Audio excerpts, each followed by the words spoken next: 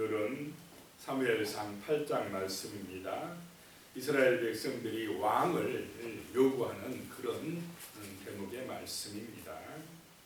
1절에 보시면 사무엘이 늙음에 그의 아들들을 이스라엘 사사로 삼으니, 세월이 많이 흘러서 이제 사무엘이 나이가 많았다라고 하는 것입니다. 그래서 그 사무엘의 아들들을 사사로 삼았다라고 하는 것입니다. 자, 그런데 2절에 보면요, 장자의 이름은 요엘이요, 요엘은 여호와는 하나님이시다 이런 뜻입니다. 그 다음에 차자의 이름은 아비야라, 아비야는 여호와는 아버지시다 이런 뜻입니다. 그들이 브엘세바에서 사사가 됩니다. 이렇게 사무엘이 참 이 두 아들의 이름을 하나님 중심으로 지었고 믿음 안에서 잘 자라도록 그렇게 아마 기도하면서 양육을 했을 것입니다. 자, 3절에 보니까 그의 아들들이 자기 아버지의 행위를 따르지 아니하고 이익을 따라 뇌물을 받고 판결을 굽게 하니라. 아버지 사무엘은 참 훌륭한 그런 선지자고 제사장이었는데 어떻게 참 이 두 아들은 아버지를 따르지 아니하고 이익을 따라 판결했다라고 하는 것입니다. 그 어떻게 보면 참 훌륭한 아버지 밑에서 신실한 제사장의 아버지의 모습을 보면서 본받아서 잘 자랐으면 좋을 텐데 이 두 아들은 그렇지 못했다라고 하는 것입니다. 참 자식 교육이 쉽지 않다, 어렵다라고 하는 것을 여기서 보게 됩니다. 환경적으로 보면 참 신실한 신앙을 가질 수 있는 좋은 조건인데 사무엘의 두 아들은 그런 신앙을 갖지 못하고 잘못된 길로 행위를 했다라고 하는 것입니다. 반대로 사무엘은 그 앞에 보면은 엘리 제사장의 집에서 홈리와 비누아스가 굉장히 악한 잘못된 그런 행위를 하는 속에서도 사무엘은 어떠했습니까? 신앙이 온전하고 정말 신실하고 바르게 자랐다는 것입니다. 자, 이것을 보면서 환경 탓만 할 수 없다라고 하는 것을 보게 됩니다. 어떤 형편에 있든지 하나님 앞에서 자라는 것, 하나님의 권세를 인정하고 그분의 은혜 안에서 자라는 것, 이것이 참 중요하다. 그래서 은혜가 중요한 줄로 믿습니다. 무엇을 하든지 자식을 기르든지 아니면 세상에서 일을 하든지 하나님의 은혜여야만 된다는 것입니다. 은혜가 아니고는 안 된다. 우리의 구원도 은혜요, 우리가 이 땅에 사는 것도 은혜요, 자식들 기르는 것도 은혜요, 정말 하나님의 은혜여야만이 된다라고 하는 것을 보게 됩니다. 그 사무엘의 두 아들이 이익을 따라 판결을 하고 뇌물을 받고 판결하고 참 이 아버지 따라 행동하지 못하고 그렇게 하니까 4절에 보면요, 이스라엘 모든 장로가 모여 라마에 있는 사무엘에게 나아가서 5절에 그에게 이르되 보소서 당신은 늙고 당신의 아들들은 당신의 행위를 따르지 아니하니 모든 나라와 같이 우리에게 왕을 세워 우리를 다스리게 하소서 한지라 그랬습니다. 제사장의 아들 사무엘의 아들들이 잘못하면 저렇게 잘못합니다. 좀 어른께서 제사장께서 좀 훈계를 하고 좀 잘하도록 해주시고 우리가 하나님을 잘 섬기도록 해주십시오. 이렇게 하면 얼마나 좋겠습니까? 그런데 그 제사장의 아들들 이 두 아들이 요엘과 아비야가 잘못한다고 뭘 요구하고 있습니까? 왕을 요구한다는 것입니다. 모든 나라와 같이 우리에게도 왕을 세워주시옵소서. 이 말은 하나님 버리고 세상 나라의 왕처럼 우리에게도 왕을 주시옵소서, 이렇게 지금 요구를 하고 있습니다. 제사장이 마음에 안 든다고 하나님까지 버려버리면 되겠습니까? 제사장이 실수하고 잘못한다 할지라도 하나님의 은혜는 계속 받아야 될 줄로 믿습니다. 인간은 부족하고 실수하고 잘못해도 하나님은 전능하시니까, 하나님은 살아계시니까 그래도 기도하고 그래도 말씀 사모하면 사무엘처럼 그런 좋지 않은 환경이라 할지라도 하나님 앞에서 은혜 가운데 승리하게 될 줄로 믿습니다. 제사장 마음에 안 든다고 하나님까지 버려버리면, 그는 정말 언약을 버려버리면 이거는 안 된다라고 하는 것을 여기서 보게 됩니다. 물론 제사장이 참 잘하면 좋겠지만은 또 어리석게 제사장이 잘못한다 할지라도 그래도 하나님은 버리면 안 될 줄로 믿습니다. 그래도 하나님 믿고 의지하고 나가야 된다는 것입니다. 그런데 이스라엘은 세상 나라처럼 왕을 세워달라라고 요구를 하고 있습니다. 세상 왕처럼 강력한 왕, 우리를 지켜주고 정말 보호해주고 이끌어줄 리더십이 강한 그런 왕을 요구하고 있었다라고 하는 것입니다. 그런데 어떤 강력한 왕이 등장하면 사람들이 그 왕을 중심으로 나가버립니다. 사람 중심이 돼버린다는 것입니다. 그러면은 세속화됩니다. 교회는 또 나라는 하나님 중심이어야 은혜롭게 되고 온전하게 될 줄로 믿으시기 바랍니다.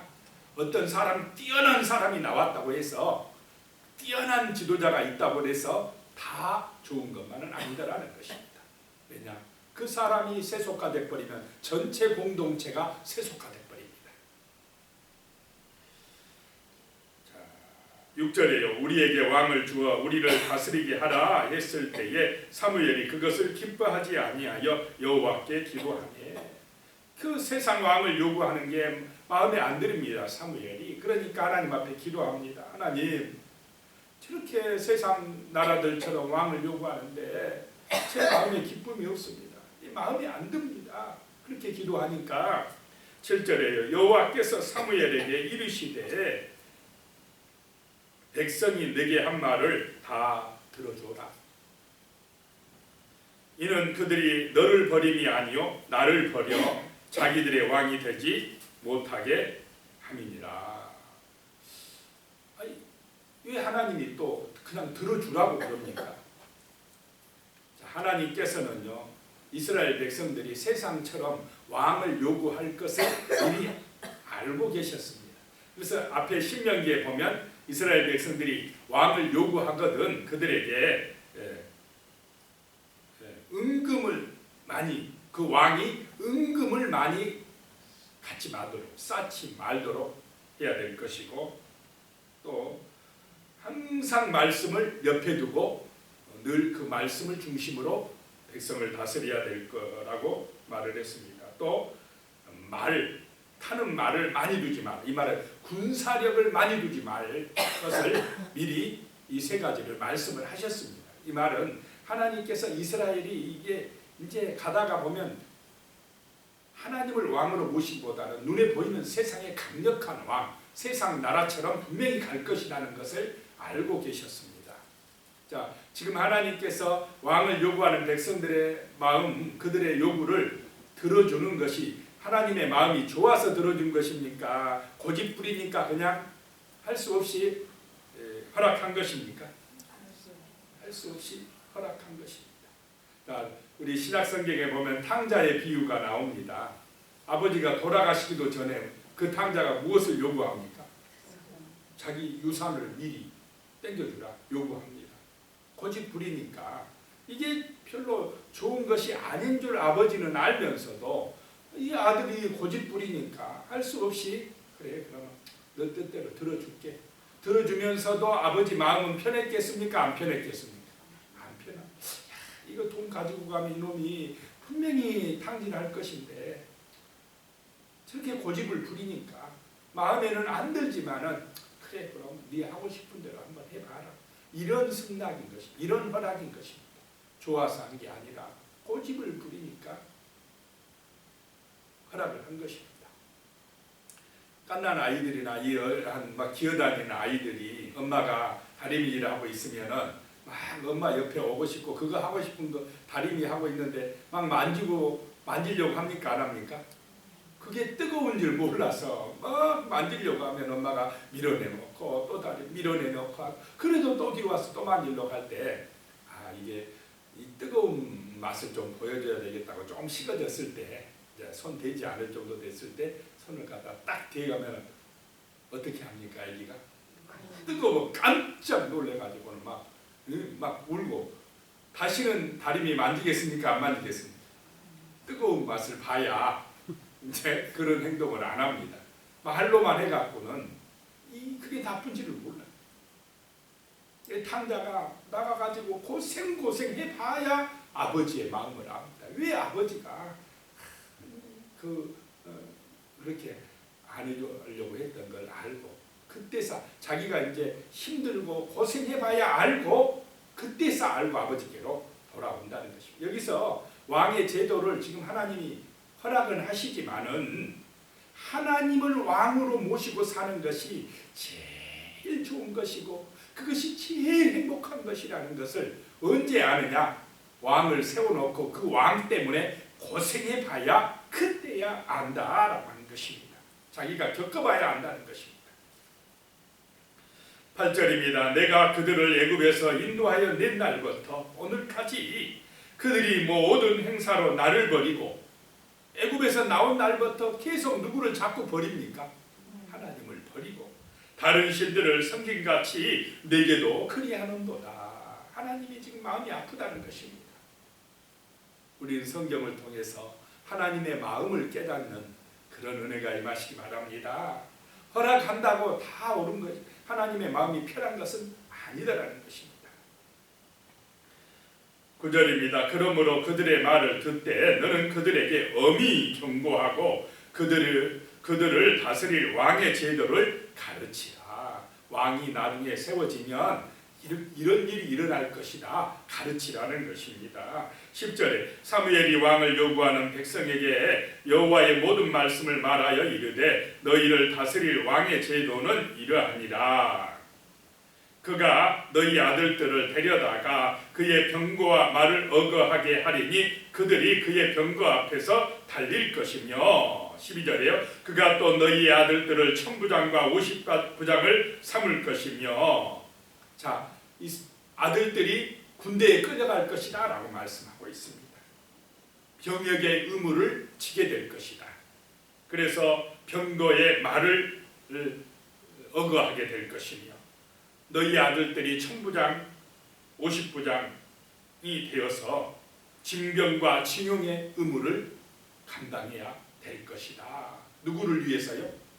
그 왕을 위해서 그렇게 될 것이다 라고 이야기합니다. 그 다음에는 또 14절에 가면 그가 또 너희의 밭과 포도원과 감람원에서 제일 좋은 것을 가져다가 자기의 신하들에게 줄 것이며 15절에 그가 또 너희의 곡식과 포도원 소산의 11조를 거두어 자기의 관리와 신하들에게 줄 것이며 세금을 걷어갈 것이다 라고 말씀하고 있습니다. 그 왕이 많은 세금을 걷어다가 자기 신하들 관리들을 다 먹이면서 자기에게 충성하게 할 것이다 라고 말씀을 하고 있습니다. 하나님 대신에 세상의 왕이 그 인간이 이제 뭐 한다고요? 왕 노릇한다라고 하는 것입니다. 자, 이 세상을 만드신 분이 누구십니까? 하나님이시고 주관하신 분도 하나님이시고 인간의 생사화복을 모든 것을 하나님의 주권 안에 두고 있습니다. 하나님이 왕이셔야 됩니다. 그런데 사람들은 보이지 않는다고 그 하나님을 왕의 자리에서 어떻게 합니까? 끌어내려버리고 그 자리에 누구를 세웁니까? 인간을 세워서 눈에 보이는 그 인간 왕을 신으로 만들어버립니다. 세상은 그렇습니다. 애굽에는 바로가 신이고 북한에는 누가 신입니까? 저 삼부자가 신이고 자꾸 왕을 신으로 만들어버린다고 합니다. 로마에는 그 가이사 황제가 신이고 다 그렇게 왕을 그냥 신격화해버립니다. 하나님이 계셔야 될 그 자리에 눈에 보이는 사람을 갖다 앉혀버린다는 것입니다. 그런데 그 인간이 왕이 될 때에 세속화되어지고 그 인간 배후에는 어둠의 영이 역사하더라라고 하는 것입니다. 이렇게 군대 병역의 의무를 감당하게 하고 세금을 엄청 거두고 또 어떻게 되느냐 16절에 그가 또 너희의 노비와 가장 아름다운 소년과 나귀들을 끌어다가 자기 일을 시킬 것이며 17절에 너희의 양떼의 10분의 1을 거두어 가리니 너희가 그의 종이 될 것이라. 자, 하나님, 자, 사람들이 이제 누구의 종이 되어버린다는 것입니까? 왕의 종이 되어야, 왕의 종이 되어야 될 것이다 라고 하는 것입니다. 그러니까 백성들이 이제 왕을 신으로 받듭니까? 그 사람들 다 이제 왕의 종이 되어버리더라 라고 하는 것입니다. 그 인간의 종이 된다라고 하는 것은 다른 말로 하면 그 배후의 역사는 누구의 종이 되어버리는 것입니까? 마귀의 종살이를 해버리더라 라고 하는 것입니다. 이스라엘이 하나님의 백성들이 만왕의 왕이신 하나님을 왕으로 받들어 섬길 때에 거기에 정말 은혜가 있고 축복이 있고 평화가 있고 기쁨이 있고 구원이 있고 소망이 있는데 하나님을 이제 버려버렸다는 것입니다. 우리는 세상 나라처럼 우리에게도 사람 왕이 필요합니다. 이렇게 했다는 것입니다. 19절입니다. 백성이 사무엘의 말을 듣기를 거절하여 이르되 아니로소이다 우리도 우리 왕이 있어야 하리니 20절입니다. 우리도 다른 나라들과 같이 되어서 우리의 왕이 우리를 다스리며 우리 앞에 나가서 우리의 싸움을 싸워야 할 것이니이다 하는지라. 자, 이스라엘이 가서 싸울 때 누가 싸워줘야 되겠습니까?